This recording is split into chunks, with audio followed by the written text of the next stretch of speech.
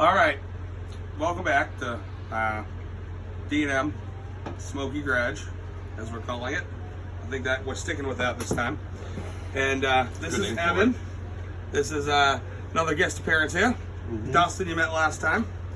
So we are currently, this engine, it was going to be a video about doing a head change, but I found out that I actually cracked a cylinder wall because it's overboard a little bit more than it should be and didn't have enough stability in it.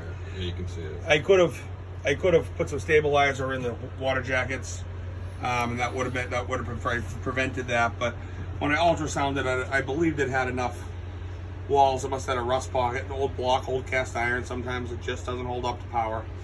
So we're going to be yanking this. I have a new block on the way.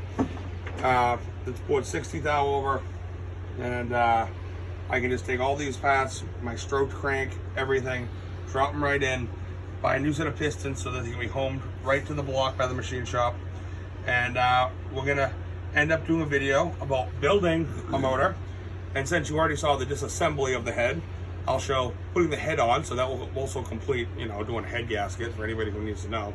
Just so you know what's important, if you are switching parts, you are taking all your good parts out of one motor and putting them in a new block. You gotta be careful, especially with what's called your lifters. Your lifters, I will grab one of them right here. This lifter happens to be lifter number 12. This lifter happens to be lifter number 12.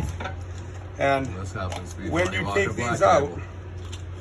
you take these out, you want to clean them, make sure they're good, make sure you don't have any wear, and you want to put them individually in their own container, because you want in the new motor this to land right back on the same cam lobe that it came from.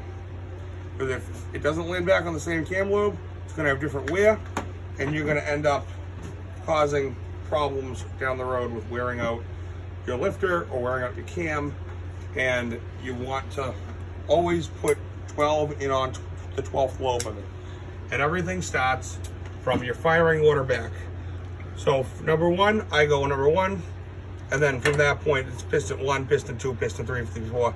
It's not the firing order, but top dead pistons 1.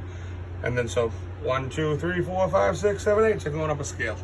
So we're about to show that. We just undid all the bolts on the from the bell housing, which is self-explanatory enough. If you're going to do this, you at least have to know how to get your bolts out of your bell housing, so crawl under there and get them out. And haven't pulled anything. Everything's right where it is. The transmission's still fixed where it is from the transmission support cross member. We got the nuts off the motor mounts. I'm hooking up the chain right now. Once we get the chain hooked to the winch, we're going to pull it. So we'll be back in a minute once we're all set up for that.